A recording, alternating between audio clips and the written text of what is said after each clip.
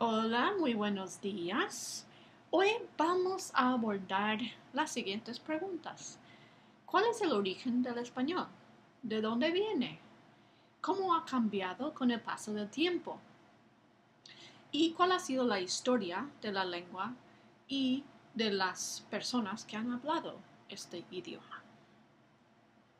Bueno, la primera pregunta que surge dentro de esto es ¿de dónde viene el español? ¿No?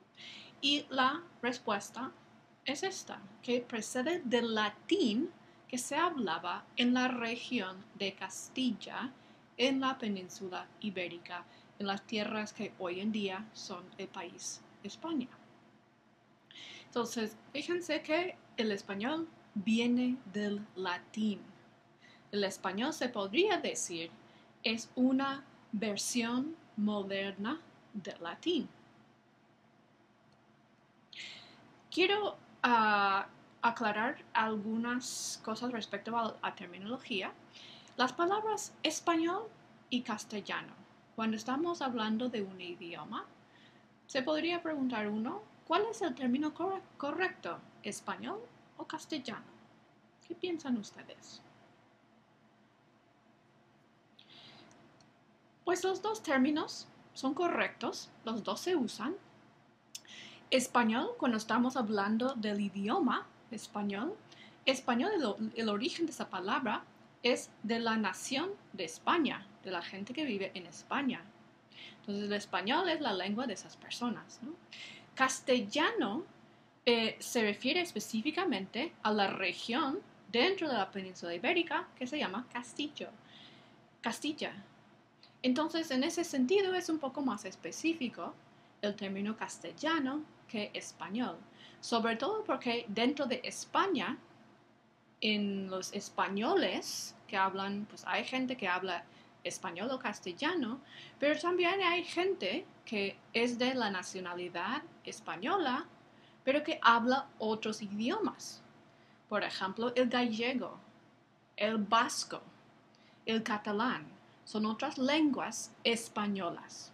Entonces, decir el castellano es especificar un poco más a qué lengua nos referimos específicamente, porque las lenguas españolas son más de una, no solo el castellano, sino otras lenguas que se hablan en España. Bueno, entonces vamos a estar hoy hablando de las principales etapas en la historia de la península ibérica y cómo esta afecta al idioma. Entonces vamos a ver 6 diferentes etapas y preguntarnos cuál ha sido el efecto de los cambios históricos, de las conquistas, de las guerras, de las ocupaciones de diferentes pueblos, primero en la península ibérica y luego en América, cómo han afectado estos hechos históricos el idioma que hoy en día hablamos y que llamamos castellano o el español. Entonces, la primera etapa es la etapa prerromana. Se refiere entonces aquí a los tiempos antes de la llegada de los romanos, de los soldados romanos que conquistaron en el año 218 a.C. la península ibérica e hicieron de la península una colonia que ellos llamaban Hispania.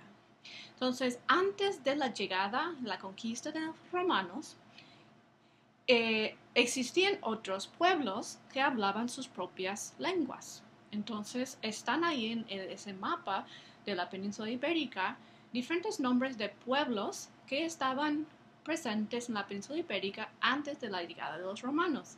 Estaban los lusitanos, los tartesios, los iberos, los celtas, los vascones y ellos son los pueblos originarios de esa zona. Luego, antes de la llegada de los romanos, hubo colonizadores de otras partes del Mediterráneo. Los griegos colonizaron algunos lugares en la costa de la península ibérica y también lo hicieron el pueblo que llamamos los fenicios o los cartagineses.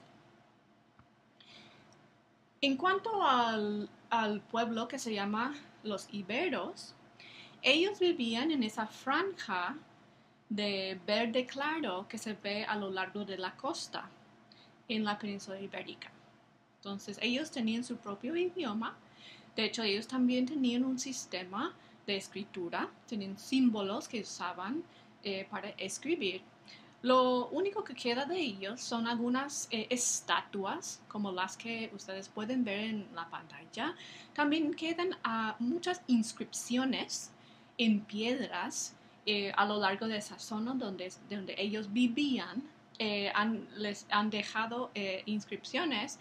Es de esas inscripciones que hemos aprendido algo sobre la vida de esas personas y de su idioma.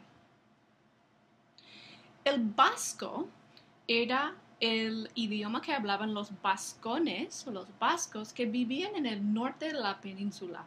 Y algo especial de los vascos, a diferencia de los iberos, los celtas, los lusitanos, los tartesicos, es que los vascos nunca fueron conquistados por los romanos. Entonces, el único idioma que ha sobrevivido hasta hoy en día de esas lenguas prerromanas es el vasco. El vasco se sigue hablando hoy en día en la comunidad autónoma de España que se llama el País Vasco. Entonces, las otras lenguas prerromanas ya no se hablan, han desaparecido con los pueblos que hablaban esas lenguas, ya no se hablan. Pero el vasco sí se sigue hablando. Y una de las razones por la que se cree que el vasco pudo sobrevivir tantos años es porque ellos se mantuvieron su independencia de Roma durante el Imperio Romano. Bueno, vamos a escuchar una grabación del vasco moderno para que sepan un poco de cómo se escucha el vasco. Pero recuerden que este no es el vasco que se hablaba hace 2000 años, este es el vasco que se habla hoy en día. Euskal Herriko Unibertsitateko campusa. Nazioarte mailan aitzandari izango dena ondoko hauengatik. Bueno, yo no tengo ni idea qué ha dicho esta chica que hablaba vasco, pero bueno, para que puedan escuchar una breve grabación y saber cómo suena un poco el vasco, ¿no? Bueno, entonces hemos visto una breve historia de la península ibérica antes de la llegada de los romanos y nos podemos preguntar qué habrá sido la influencia de las lenguas prerromanas en la evolución del español, que de nuevo viene del latín. Entonces, lo que podemos afirmar en términos generales es que no hubo mucha influencia de las lenguas prerromanas en la lengua española. Algunos estudiosos han especulado que tal vez el sistema de las vocales de la lengua vasca haya influido en las vocales del español. Porque la razón por eso es porque el latín y otras lenguas románicas tienen más vocales que el español, digo, el español moderno. Entonces se ha puesto como hipótesis la idea de que ya que el sistema vocálico del vasco coincide con el número y las vocales que tiene el español, pues a lo mejor hace siglos el vasco pudiera haber influido en el latín que se hablaba en la península ibérica, dando esa característica al español. Entonces, es posible que el vasco haya influido en el sistema de 5 vocales que tiene el español. Sin embargo, no se sabe. Y de hecho hay evidencia en contra de esta hipótesis. Entonces hay una hipótesis, pero lo más probable es que el vasco no haya influido en las vocales del español. Hay apellidos que han sobrevivido de las lenguas prerromanas que existen todavía hoy. Entonces esa es otra influencia en los apellidos. Por ejemplo, algunos apellidos que vienen del vasco son Echevarría, Iturbide y hay otros ejemplos también. De los fenicios vienen algunos topónimos que son nombres para lugares. Entonces, por ejemplo, los fenicios le dieron el nombre Gadir a la ciudad que hoy en día llamamos Cádiz. Ha habido cambios fonéticos con el paso del tiempo, pero la ciudad en España que se llama Cádiz originalmente viene del nombre fenicio Gadir. Entonces los fenicios dieron nombres de lugares a algunos sitios y esos nombres han sobrevivido en algunos casos. Además, hay bastantes palabras de origen vasco en la lengua española. Aquí van algunos ejemplos: boina, cachorro, chaparro, izquierdo, legaña, zurdo. Son algunos ejemplos de vocabulario que tiene sus orígenes en el vasco y son préstamos que se han incorporado al español. Bueno, entonces hemos visto la etapa prerromana. Vamos a pasar a hablar de la romanización. Bueno, los romanos de Roma, ¿no? Pues crearon su imperio que en el apogeo de su imperio pues cubrió todas esas tierras que están en colores. Pero lo hicieron los romanos en fases, ¿no? Y se puede ver entonces que primero conquistaron la península itálica, como es obvio, ya que ellos son de esa zona originalmente. Pero muy temprano en su expansión para conquistar muchas partes de Europa y el norte de África y el oeste de Asia, Turquía, Grecia, esas partes, pues se nota que lo que es la península ibérica fue se conquistó muy temprano en el Imperio Romano. Entonces, Hispania se dice que se fue conquistada en el año 218 a.C., que cuando llegaron los romanos y se establecieron una colonia ahí que se llamaba una provincia romana que se llamaba Hispania. Bueno, entonces cuando llegaron los romanos a la península ibérica, trajeron sus propias costumbres y su lengua. La lengua que hablaban los romanos era el latín. Pero aquí tenemos que hacer una distinción entre lo que es el latín clásico, que es el latín que se suele leer en documentos de ese periodo, documentos del Imperio o la República Romana, se suele leer o se escribía usando el latín clásico. Sin embargo, ya para los tiempos, cuando los romanos conquistaron la península ibérica, la gente común y corriente, como por ejemplo los soldados o la gente de la clase obrera, pues esas personas ya hablaban lo que podemos denominar el latín vulgar o el latín popular. Entonces, en cuanto a la lengua hablada, el latín que llegó a la península ibérica y que en donde el español tiene sus orígenes, no es el latín clásico de las escrituras romanas, sino es el latín vulgar que utilizaban los soldados y la gente normal de esos tiempos. Y bueno, el latín vulgar, el latín popular tenía diferencias del latín clásico. Por ejemplo, había habido cambios en las vocales del latín clásico al latín vulgar. Entonces hay ciertas diferencias entre el latín clásico y el latín vulgar. Entonces es importante recordar que el latín que dio lugar al español es el latín vulgar o el latín popular, que también se llama. Bueno, entonces, como se puede imaginar, llegan los romanos a la península ibérica, la conquistan relativamente rápido, pero siguen viviendo ahí los pueblos que habían estado ahí desde antes de la llegada de los romanos. Entonces los iberos, los celtas, los lusitanos, ellos siguen viviendo ahí durante mucho tiempo. Y durante muchos años, además, sobrevivían esas lenguas prerromanas que hemos visto y compitieron con el latín durante bastante tiempo, pero con el tiempo, poco a poco, esa gente que había pertenecido a culturas y que habían hablado lenguas diferentes, los pueblos prerromanos, pues adoptaron al final las costumbres y la lengua de los romanos.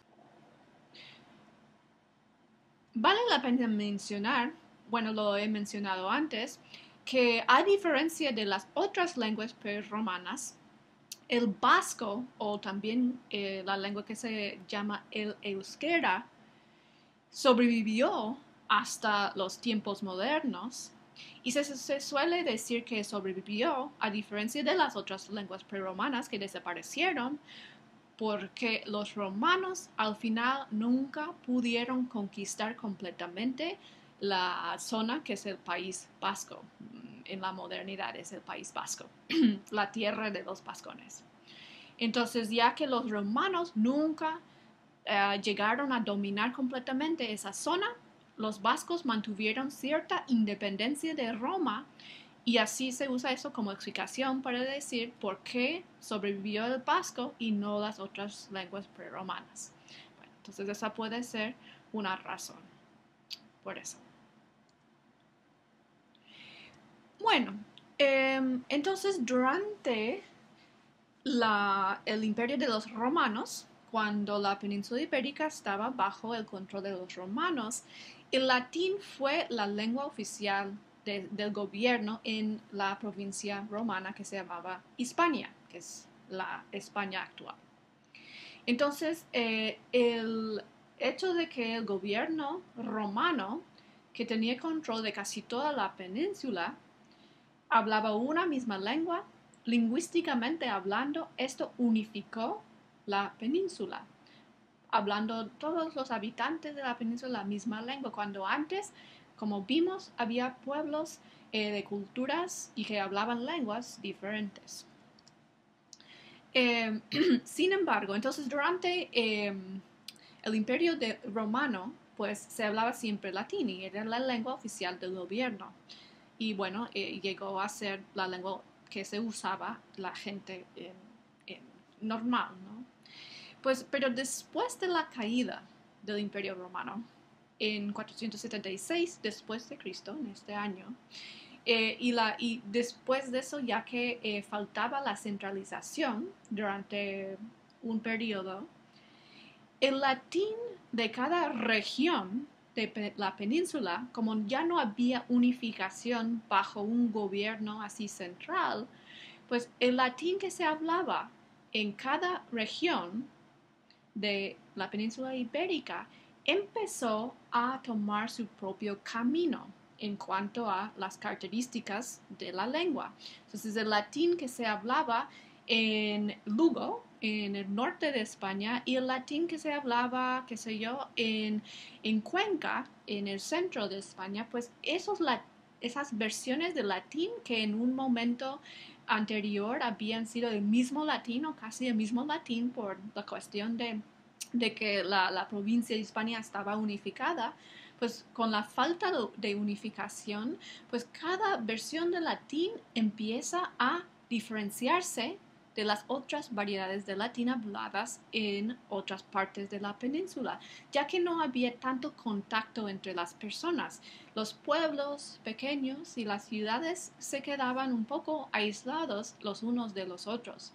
Entonces no existe la situación como hay aquí en Estados Unidos hoy en día, por ejemplo, cuando tenemos televisión, nos comunicamos con gente de otras partes del país y aunque sí hay dialectos regionales, el inglés no se está diferenciando tanto como se hacía en esos días cuando pues no había tantos medios de comunicación y las personas estaban más o menos aisladas las unas de las otras en diferentes regiones. Entonces en cada región se evolucionó una versión de latín diferente del latín que se hablaba en otras regiones. Entonces, y esta evolución que ocurrió de forma diferente en cada región, dieron diferentes lenguas derivadas del latín, pero que empezaron a tomar características ya que en algún momento ya no iban a poder ser llamadas latín. Estas lenguas que tienen sus orígenes en el latín de cada región de la península, pero que ya empezaron a ser diferentes lingüísticamente del latín en un momento en el medio entre el español, lo que es el español, y lo que era el latín, pues existía una lengua intermedia que ya no era latín, pero tampoco todavía no era español. Esa lengua intermedia la llamamos romance. Y había romances regionales de cada zona, donde había latín que empezó a tomar una evolución distinta a las demás regiones. Sin embargo, los romances regionales casi exclusivamente se hablaban, no se escribían, porque el latín se usaba todavía en la escritura durante muchos siglos, hasta en la Edad Media. Entonces el latín se consideraba la lengua de los estudiosos, de la gente con estudios, los monjes, por ejemplo, en los monasterios que hacían copias de la Biblia. Pues la Biblia se escribía en latín, por ejemplo, los documentos oficiales en latín. Entonces el romance casi nunca se escribía, en algunas ocasiones, pero muy poco. Entonces, por eso, pues como no se, en esos tiempos no se podía conservar la lengua hablada, no había grabadoras, por ejemplo, no había cámaras de video, no podemos saber cómo hablaba la gente en esos días sin ningún documento escrito. Así que no sabemos demasiado sobre los romances regionales. Muy bien, después de los tiempos de los romanos, llegaron otro grupo, otro pueblo que llamamos los visigodos, que era un pueblo germánico, pero ellos venían del centro de Asia, como se ve en este mapa de mano derecha y hacia abajo. Pues ellos eran nómadas durante muchos años, pero durante el Imperio Romano, los visigodos, entre otros pueblos de otras partes de Asia y Europa, llegaron a Roma y ellos servían como mercenarios con el ejército romano. Entonces se hicieron soldados. Y aunque eran un pueblo distinto a los romanos, ellos adoptaron muchas costumbres de los romanos durante su tiempo trabajando más o menos de cerca con los romanos. Pues después de la caída de Roma, este grupo se fue de Italia, de lo que hoy en día es Italia, de la península itálica. Hicieron un viaje pues por Europa, por Francia, llegando al final a la península ibérica. Y allí ellos establecieron un reino en el cual ellos eran pues los que estaban en control de la península. Tomaron control de la península, pero al final nunca lograron tener un nivel de centralización como el que tenían los romanos. Bueno, los visigodos tuvieron control de la península ibérica durante más o menos 300 años, del siglo V al siglo VIII. En el año 711, que es un año muy importante en la historia de la península ibérica, llegan y conquistan la península los musulmanes. Ellos habían cruzado el norte de África y luego cruzaron el estrecho de Gibraltar, lo que es ahora, hoy en día, el estrecho de Gibraltar, y conquistaron casi toda la península ibérica. En este mapa, en el mapa de arriba a la izquierda, vemos donde es la parte que está en verde. Esa parte fue el auge de la conquista musulmana. Los musulmanes llegaron a controlar todas esas tierras de la península que están en verde en el primer mapa. Y eso fue alrededor del año 790, ¿no? Que controlaron esa parte de la península. Vemos que las partes en el extremo norte, en amarillo y en color café, pues esas partes nunca fueron conquistadas por los musulmanes.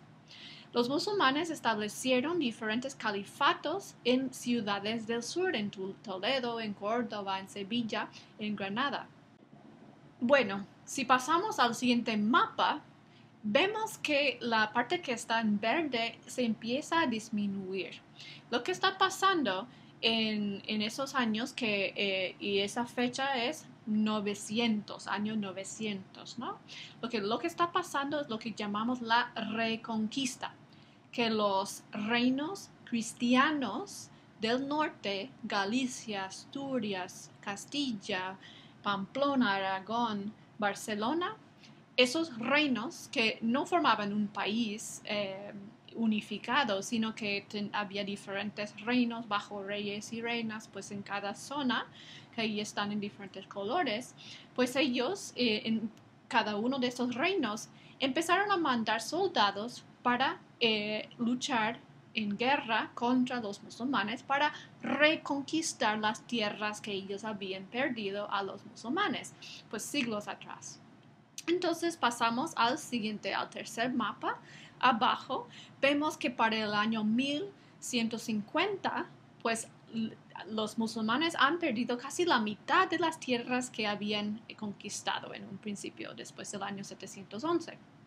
Y cada uno de esos reinos ya se va extendiendo. Entonces Galicia, León, Castilla, Aragón y Cataluña. Bueno, y entonces una cosa que es interesante notar en este momento es que se consideraban los guerreros de Castilla muy buenos para luchar contra los musulmanes. Los castellanos, los guerreros castellanos, los soldados castellanos tuvieron bastante suerte en hacer la guerra contra los musulmanes. Luego pasamos al último mapa, 1300, año 1300, y vemos que queda muy poco del reino de los musulmanes en el extremo sur, en lo que podemos fijarnos en el hecho de que esa parte en verde que quedaba en ese año 1300 forma casi lo que hoy en día es Andalucía. Entonces incluye Granada, Córdoba, Sevilla, ¿no?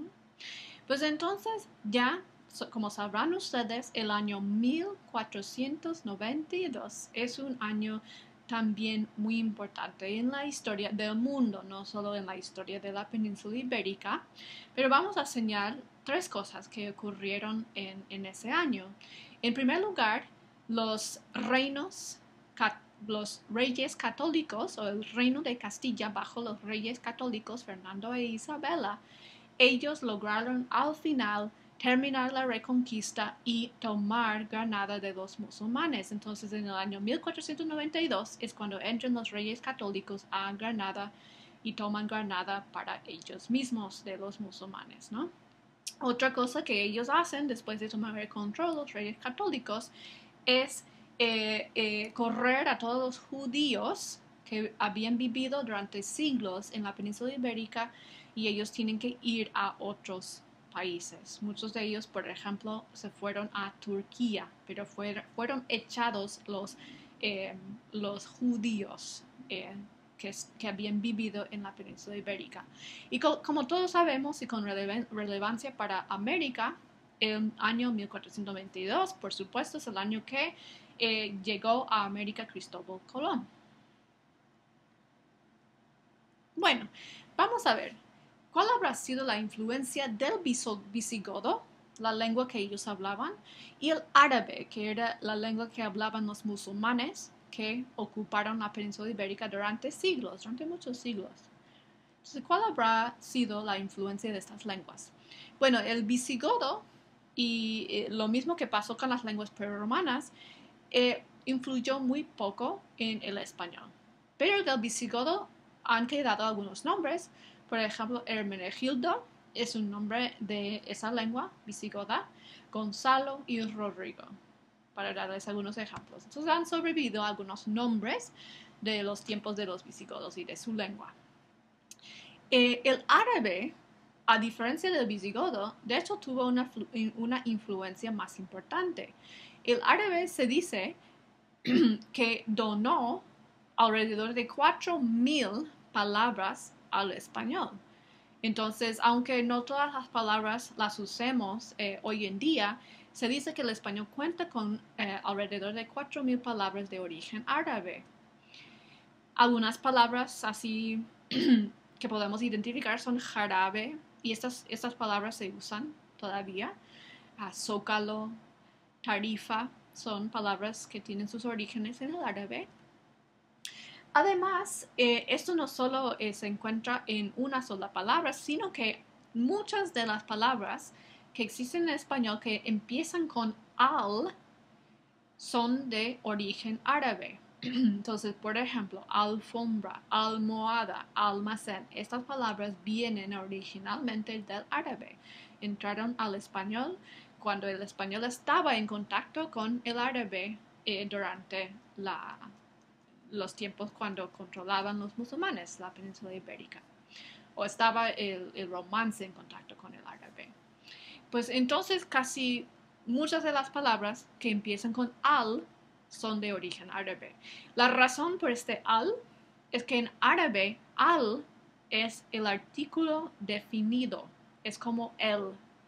Entonces la palabra, si tomamos como ejemplo alfombra, la palabra original en árabe habrá sido fombra, pero al añadir al dice como el fombra, ¿no? Pero en español se tomó la palabra con su artículo y se juntaron las dos cosas para formar una palabra que ahora hoy en día usamos como si fuera una palabra sola, ¿no? Alfombra. Además, en algunos gentilicios como israelí, marroquí, jabalí, esa terminación i se supone que es del árabe también. Es algo que usa el español que se había tomado del árabe. Entonces, el árabe tuvo aunque la influencia del árabe no es, digamos, muy grande, hay sí mucho vocabulario que es del árabe, que se usa en español. Bueno, y la última etapa en nuestra lista que podemos considerar en cuanto al impacto que pudiera haber tenido la historia en la lengua es la conquista de América, del norte de América, del sur de América, por los españoles, la conquista y luego la ocupación. Y claro, en esos tiempos, cuando estaban los españoles, pues conquistando lo que es América, pues en muchos casos estaban en contacto con gente que hablaba otras lenguas, que los pueblos indígenas de América pues hablaban cientos de lenguas. Entonces se ha tomado de esas lenguas indígenas, como por ejemplo el náhuatl que se habla en el centro de México, el maya que se habla en Guatemala, el sur de México, Centroamérica, quechua que se habla en Sudamérica. Pues de esas lenguas se solían tomar las palabras para la flora y la fauna que los españoles todavía no habían conocido antes de llegar a América. Entonces pueden imaginarse que pues, llega un español y nunca había visto pues una cacahuate, qué sé yo, el chocolate. El chocolate a propósito lo inventaron los aztecas. Pues no habían visto chocolate, entonces tomaron el nombre que los indígenas tenían para ese alimento, para esa planta o para ese, qué sé yo, ¿no? Esa es la flora y la fauna de América. Entonces solían tomar los nombres indígenas de esas cosas. Entonces, por ejemplo, la palabra aguacate viene del náhuatl. También cacahuate, chicle, chocolate. Qué rico, ¿no? Tomate. Del maya tenemos, entre otras palabras, cigarro. Del quechua, también entre otras palabras que se tomaron del quechua y que se incorporaron al español, tenemos carpa, cóndor, guano, papa y puma. Bueno, ahí para resumir, tenemos otra vez las etapas y es buena idea entonces pensar en viendo el panorama global, en qué medida influyeron estas otras lenguas que durante la historia con las que tuvo contacto el español o el latín, ¿no? De donde viene el español en los tiempos más tempranos. Pues en conclusión, lo que podemos decir, lo que podemos afirmar es que casi en todo, cuando se habla de la gramática, los sonidos y la gran mayoría del vocabulario del español moderno, Todo eso, casi siempre viene del latín. Es por esa razón que podemos decir que el español es una versión moderna del latín. Otras lenguas, sin embargo, tuvieron influencia casi exclusivamente en el vocabulario. Vimos que las lenguas preromanas dieron topónimos, dieron algunos nombres, ¿no? Los visigodos dejaron nombres en el español. El árabe dio mucho vocabulario, a diferencia de las otras lenguas con las que tuvo contacto del latín y luego del español.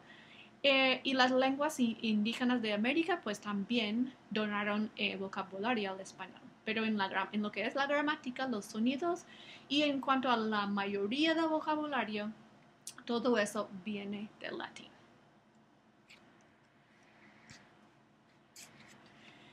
Bueno, pues vamos a pensar en una cosa un poco diferente para ir terminando con esta conferencia. Y ese es el legado del latín.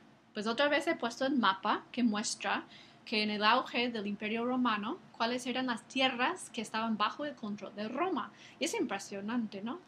Entonces, ya que cuando estas tierras estaban bajo control de los romanos, pues el latín era la lengua oficial del gobierno y lo hablaba un montón de gente en esas zonas. Bueno, de la misma manera que dijimos antes que cada región de la península ibérica, el latín hablado en esa región, sufrió sus propios cambios, tuvo su propia evolución, dándonos el catalán, el castellano, el gallego, el portugués. Pues lo mismo pasó a una escala más grande en todo el Imperio Romano, donde el latín duró más tiempo, no desapareció. Entonces, la evolución del latín hablado en todas estas zonas del antiguo Imperio Romano, pues formó diferentes lenguas, pero todas esas lenguas son derivadas del latín. Entonces, forman una familia o una rama de la familia indoeuropea que son las lenguas románicas. Las lenguas románicas son las lenguas derivadas originalmente del latín. Entonces el latín dio muchas lenguas, las lenguas románicas. El castellano, el catalán, el gallego, el italiano, por supuesto, el francés, el portugués, el rumano, Romanian, y el romanche, que es una lengua que se habla en una zona de Suiza. Entonces aquí les pongo una serie de palabras en 6 lenguas diferentes. A ver si pueden identificar las lenguas de dónde vienen estas palabras. Significan la misma cosa y tienen el mismo origen en el latín. O sea que una de esas palabras, para darles una pista, es del latín. Y las demás palabras se derivan de la palabra original en latín.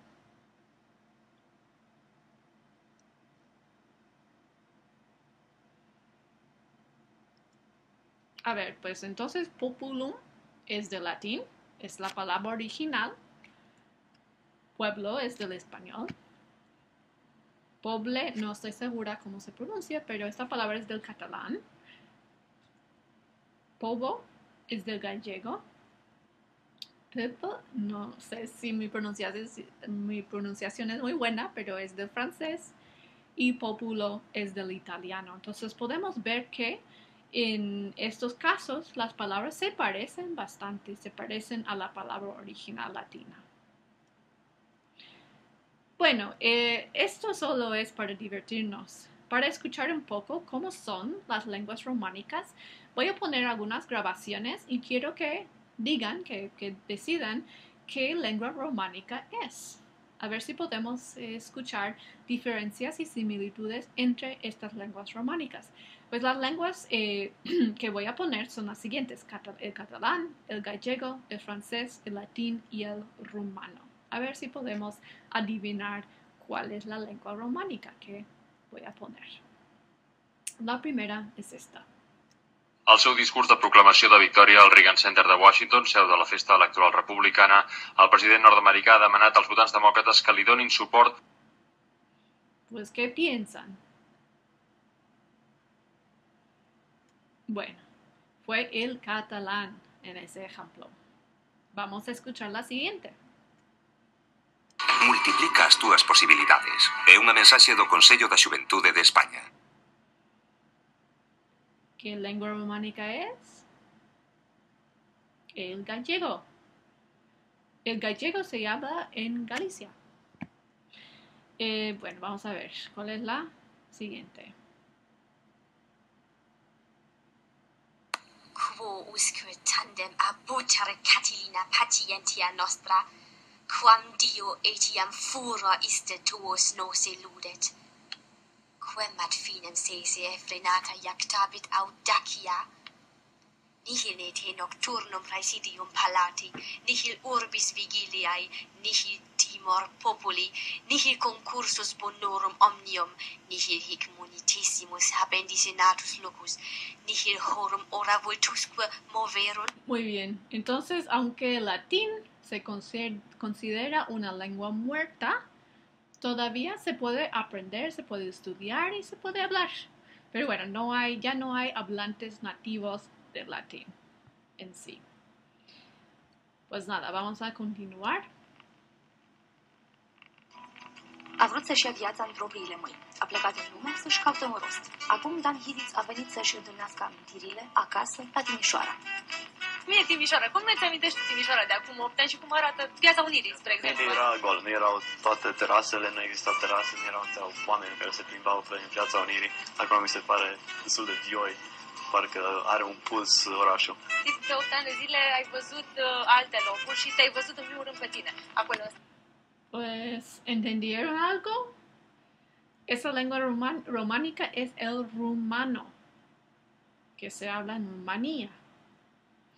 Y la última, vamos a ver si reconocen las imágenes, las escenas. Tiens, Jess. Monte Carlo, c'est le thème du bal des finissants.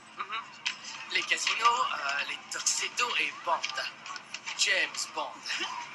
Tiens. Tiens. Oh, mon Dieu! ¿Ya la reconocieron? Bueno, pues C'est parti. qué buena película, ¿no? Pues aunque esta es una película que está doblada, lengua original era inglés, pues estaba doblada en francés, ¿no? Pues entonces con eso vamos a terminar. Hasta luego.